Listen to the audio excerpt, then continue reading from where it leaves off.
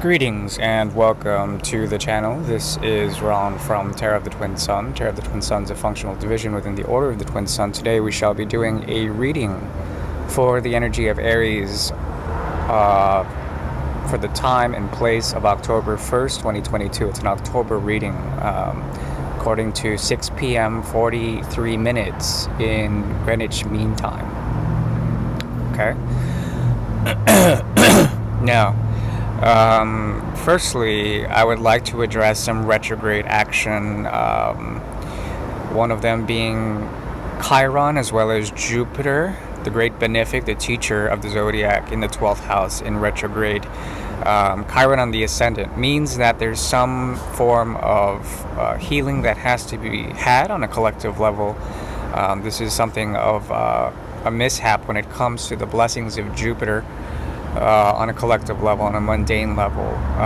This, however, opposes Vesta, or rather Vertex, as well as the Sun and Mercury conjunct in Libra in the 7th house, in your 7th house. Okay, what does this mean? It means that the solar energy that comes through others on a general level, most relationships that are intended to give you a lesson in terms of karma or the way to affect certain degrees or modes of karma that need to be sort of realized are happening in the 7th house with the Sun and Mercury conjunct, okay? Obviously opposing your ascendant, but also with direct opposition on a mundane level to Jupiter in retrograde in your 12th house. What does this mean? Now, it means that when it comes to relationships in which you may feel devoted to, or you may feel that there are obstacles or are sort of blocking you in some sort of way, there is a need to find balance between the head and the mind, essentially. Between both hemispheres of the brain, and essentially there is a need to also address something when it comes to the expansion of your own philosophical ideas that have to do with truth, as well as the quest for the ending when it comes to Jupiter in Aries, okay, in retrograde. Now, because Jupiter, which is one of the great benefics of the sky, is in retrograde and it's in your 12th house, there's something about collective dreams influencing you in terms of their latent capacity of a sort of realization that is coming to you in October that should come into effect, especially when Jupiter goes direct. And this allows for a number of things, but primarily for relationships to understand how you relate to others in terms of opposition, how you can observe the ego or the value system that people have when it comes to relationships, when it comes to balancing out others, and address in a very affirmative way some of the latent energies of Chiron, which is the wounded healer on your direct ascendant, meaning that there are certain things or wounds that can be healed over time in October, that can be addressed if you pay attention to yourself, essentially, to the subtle forces in your body, how they represent psychosomatically some of the more gross accumulations of some of the karmas that you have with others, in which their actions in terms of combust Venus essentially lose value over time. There's something about them that may be extremely passive or passive aggressive in nature, and in this there is some form of elation in which primarily there's a way to understand the greater lesson of it all, okay, with Jupiter in Aries. So the advice is to look to the stars to understand how there may be a lot of veils, okay, foggy obscurity when it comes to the way the veil operates, okay, with Neptune, which is the veil, in retrograde in Pisces. There may be a tendency for you to come up with obstacles in work, in which there's a type of retrograde Mercury still opposing this Neptune in retrograde, okay, on the axis of Virgo and Pisces, which is their home domicile. Essentially, what I see here is the sort of difficulty in trying to address modes of work on a collective level that essentially give a sense of not being able to define the proper mode or the proper sort of way to address your daily rituals, okay? Perhaps even your spiritual pursuits or your dreams, okay? If you are confounded by your dreams, or there's difficulty in elucidating what it is your mind would like to sort of practically observe in terms of your dreams, trying to critically analyze your dreams or your sort of your spiritual inclinations, there is a mystery behind it that is still yet to be revealed, and a lot of it will come into realization once Mercury goes direct and comes into the energy of Libra in your seventh house, okay? Meaning that on a collective level, or perhaps even on a level that is spiritual, or a domain that is spiritual, there are some things that are still yet to be discerned. Once Mercury goes direct, a lot of that fogginess will clear up in October, which is a very good thing, especially when it comes to work, when it comes to the idea of relationships within the workplace or within your everyday that need to be understood in terms of creating balance, creating an even keel, addressing karmas head-on and blocks head-on in order to see the effects of Jupiter sort of take place, okay? And when it comes to Jupiter in Aries, essentially, there is a dynamo that has to do with the actions that occur on a collective level, but also that are designed to enhance in one way, shape, or form your relationship to spiritual communities, your relationship to collective ambitions, collective goals in terms of collective consciousness, okay? Activating your 12th and 11th houses. This will make potentially a lot of fortune for you, but with all this retrograde action, we have 1, 2, 3, 4, 5, 6, 7 celestial bodies in the sky that are essentially in retrograde, meaning that this is a time for stasis. It's a time for essentially the fall to occur, with the equinox and fall approaching, autumnal, a sense of an ending, a sense of decline. All of this needs to be gracefully set loose in some way, shape, or form. Okay. Now, with Mars, which is the primary ruler of Aryan energy in the third house, there are certain things that come to mind when it speaks of a block. Okay, October 1st, essentially, there is a square that is activating the 3rd, 6th, 9th, and 12th houses. Okay. And this is a very interesting square in that it can be potentially very emotionally charged in some way, shape, or form in terms of your own ideas or collective ideas that are tied to the moon in Sagittarius in the 9th house, creating a square with Neptune in retrograde in Pisces in the 12th house. Okay. Already I see here difficulty in speaking one's own truth without an emotional folly of some sort or emotional arrogance. The idea here is to let things come to the square, and then to address what are some of the more weak points, okay, of this, okay? And that's primarily the sort of passionate emotional verve of moon in the 9th house in the energy of Sagittarius, meaning that there are a lot of emotions that will be explored without limitation. And if you don't put limits, especially on a collective level, if we're not putting limits on essentially feelings, then they can really blow out of proportion with the energy of Sagittarius and the 9th house sort of exploding on the 1st of October as well. Neptune in retrograde in the 12th house within this square lets us see on a collective level some of the more deep spiritual aspects that have not yet been realized. There's a fogginess to all of this. Furthermore, it squares the 3rd house, which is Mars in the 3rd house in Gemini, okay?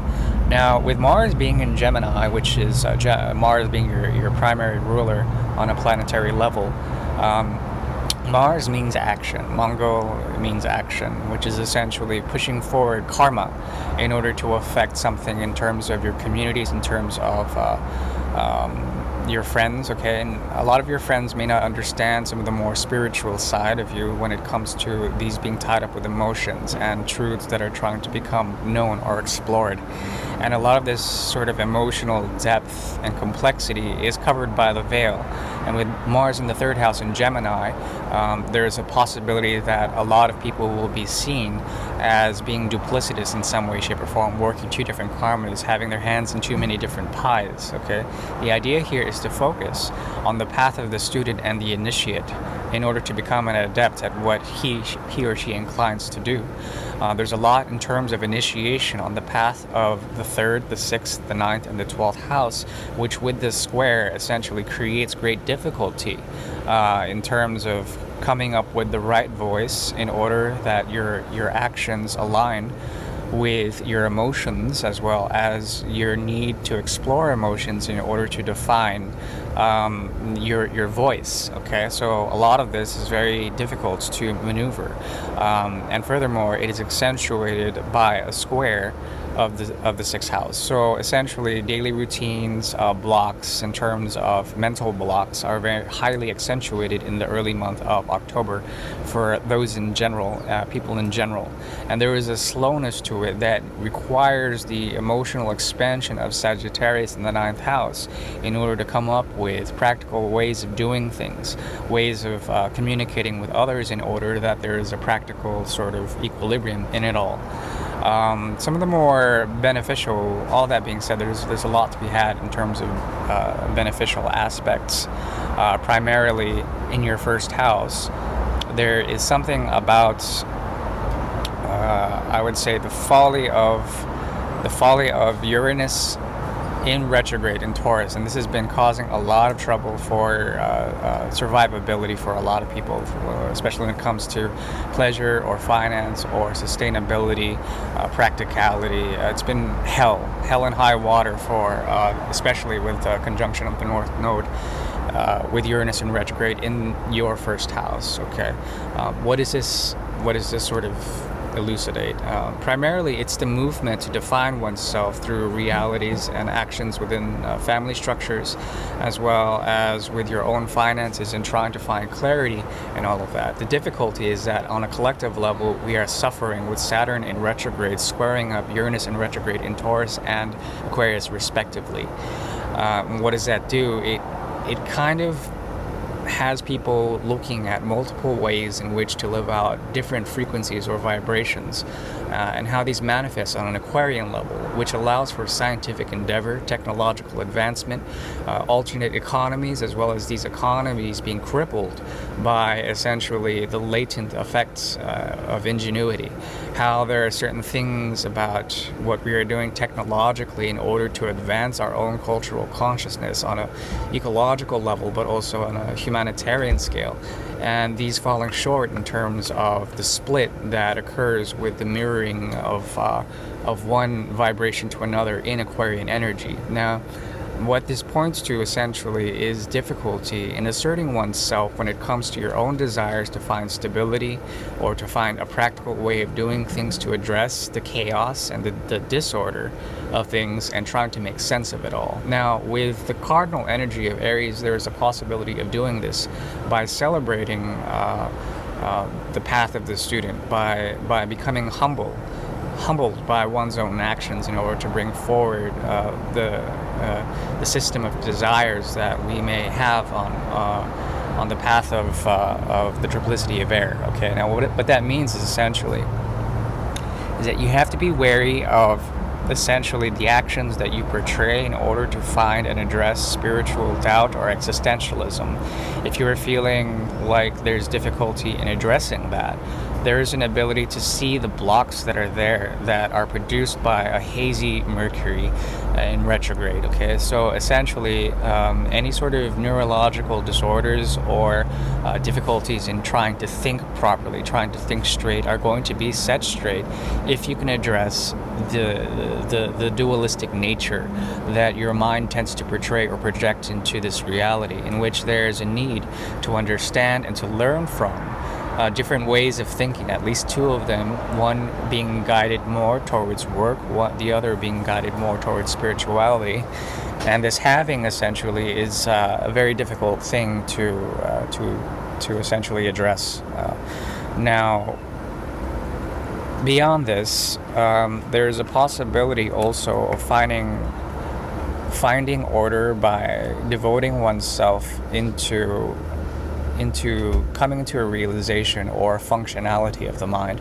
Trust me, when this Mercury retrograde, which is in Virgo in its domicile, goes direct, there's going to be some very beautiful realizations that has to do with the themes of innocence, as well as purity, as well as sieving, trying to understand the gross materiality that comes from emotional weight that are tied to relationships or works or blocks within your own realities, okay? Because the sixth house has to do with innocence. It also has to do with curation, trying to find a methodology in all of it, okay? Especially when it comes to addressing your own existential angst when it comes to head with certain things. Now, the beauty of it is that the sort of disorder that comes to the first house, your first house, along with Uranus in retrograde, will allow you to slowly come to an alignment, okay? And hopefully this alignment will produce the effect of essentially trying to understand what you so truly desire when it comes to your work, when it comes to the way you devote your daily routine, okay, to a certain repertoire. Now, another beneficial aspect I see here is the ability for you to work on collective needs for change. I would want to call it that, especially when it comes to trying to purify your friend circles, or to purify the idea of anything that extends beyond the everyday and actually is for the future. There also is something about Pluto in retrograde that's actually a very good thing for you, a transformation that has to do with foundations or structures of your city, of your world, that are actually coming into deep transformation that will be beneficial for your own work and your own peace of mind. Okay. This has to do with the shifting of work ethic, or trying to come up with an ideal way of doing things in terms of ethical ways of behaving on a collective level. This has to do with also with psychological as well as sociological changes that are occurring within government or cultural structures, societal structures that are slowly coming into the future, okay? And this will help you to also realize the mystery behind all of it on a spiritual level, on a collective level, activating for you something of the difference between the practical and the spiritual, and activating for you also a sense that you can do the right thing even though your mind may be in two different places at the same time, okay?